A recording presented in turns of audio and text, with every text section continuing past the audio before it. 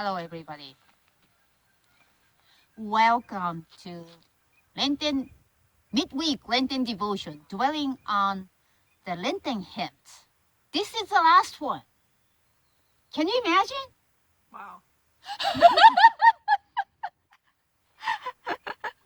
And thank you for journeying with us. We had lots of fun. Really, usually don't pay this much attention to each hymn, so trying to get the right note. But it's like really reading the lyrics makes us to really think and help us to, like discovering the depths of love by doing it. So I'm glad you joined us.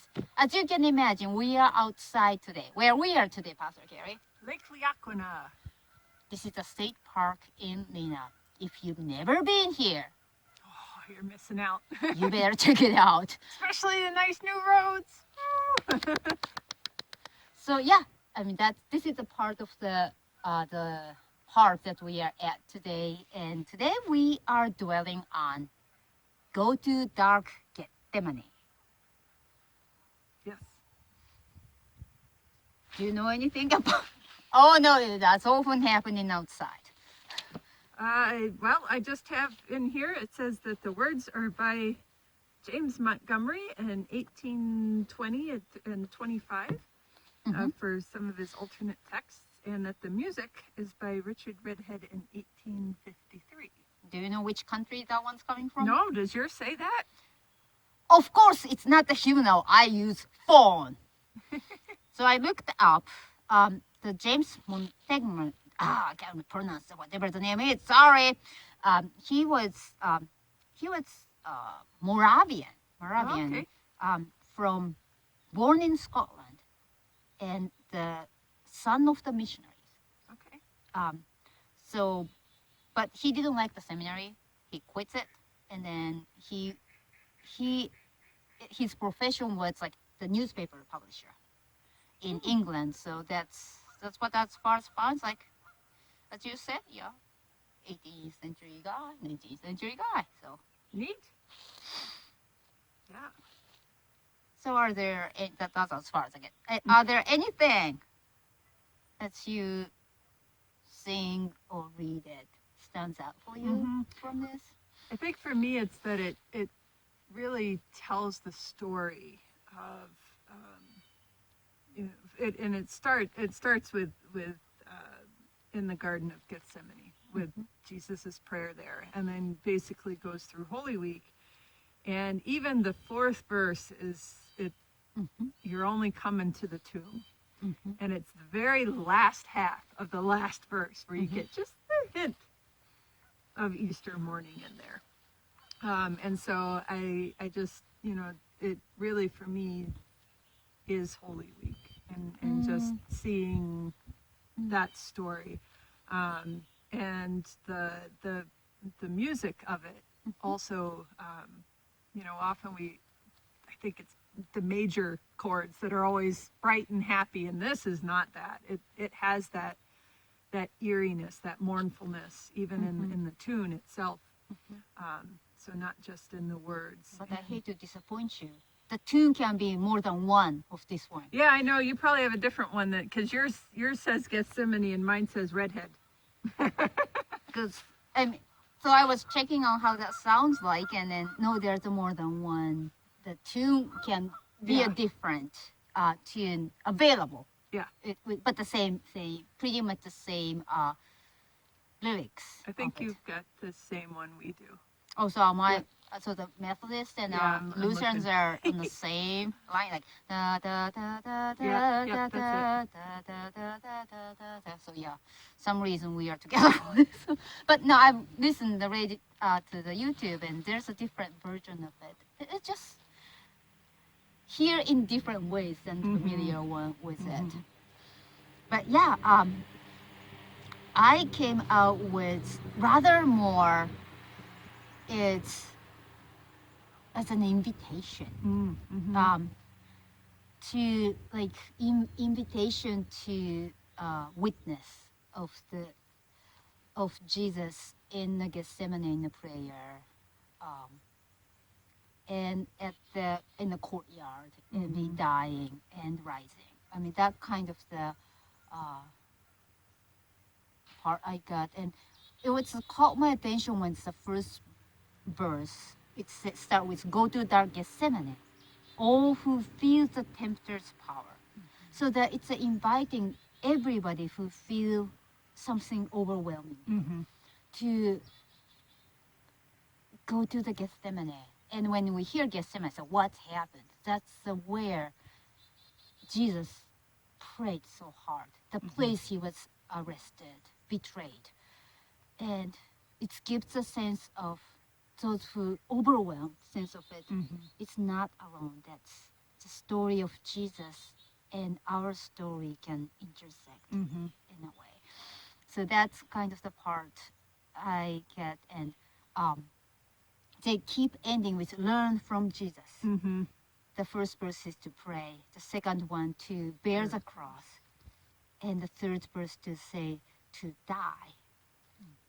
And ending with teach us to rise. So it was kind of to me, it's like at first, like as you were explaining, that was my impression of the song. It was all the time, it's like, go to that, the Bible story, the Holy story. But it's just, this time I just sat down a little Really more. heard that invitation. And I, so like, because it was so weird how the ending is, learn from Jesus. It's like, what does it mean and why it's like that way? It's not necessarily telling the story. It's something inviting us to be, go to be with this story, the story of Jesus. I think that Very much that so. way. And I like how it's like, go to it, see him, wait with him, stay with him. And that invitation into the story, knowing that those there were not able to go with him, were not able to watch, were not able to stay.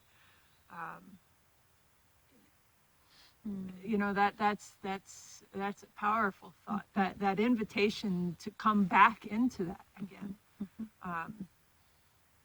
Because I think, in a way, it is a redeeming of that for me. You're invited in, even if it's not really easy Yeah. invitation to Yeah. be, but there's something, the part of the journey to go through. So that when I was like dwelling and thinking about, pondering with this text, what came to me was the last hour of life. Really, the last hour. I don't know how often did you have chance to be there in a room when somebody really breathed last. It's that part of that journey, the time.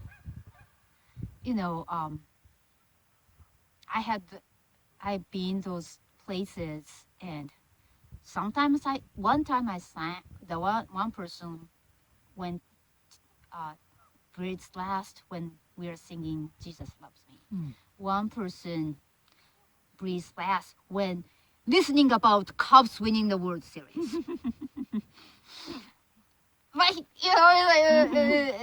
And I just thought of, this is a song we can sing at that moment, because this one tells you are on that journey like Jesus did. Yeah.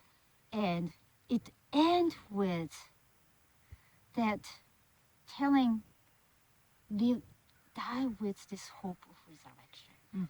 And I just like something I thought like, maybe next time I had opportunity to be in that room, this is a song I would like to sing for somebody.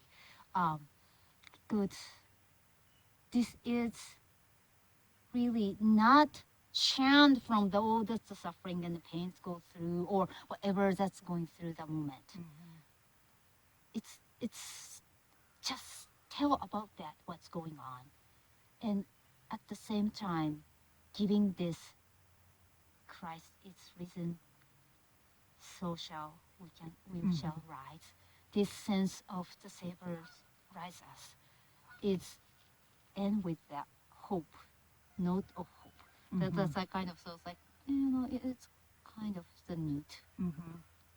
And like you say, you learn to die, but always so that we can rise. And It seems really the last hours words to be. That was us for Jesus, so as us. Well, that's what we got for the Golden Dark Gethsemane. So hope we wish you're having such a blessed, spirit-filled Holy Week as you watch this one, and hope you will enjoy the music. Go to Dark Gethsemane. should we give the schedule for Holy Week? Oh yes, if you remember. Thursday. That will be tomorrow, because this will be released on Wednesday. Yeah, okay.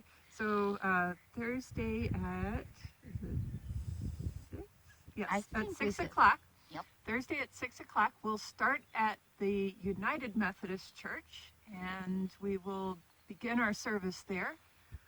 And then partway through that service, we'll do a solemn walk in prayer down to Good Shepherd.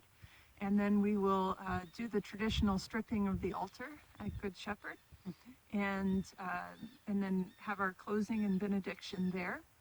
And then on Friday, we will be meeting at 6 o'clock at Good Shepherd.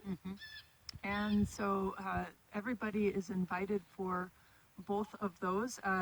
We're also probably going to have the Methodist Church open. If you would just want to stop by and pray at some point during the day, you are welcome to do that. And then on Easter Sunday morning, we'll be out at the Lena Burial Park at 7 a.m. to greet this. I like 7 a.m.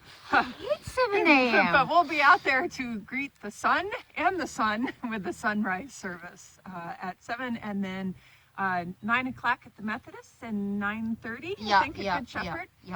So you are welcome to join us for all of those Holy Week activities this week. Bye. All right, bye.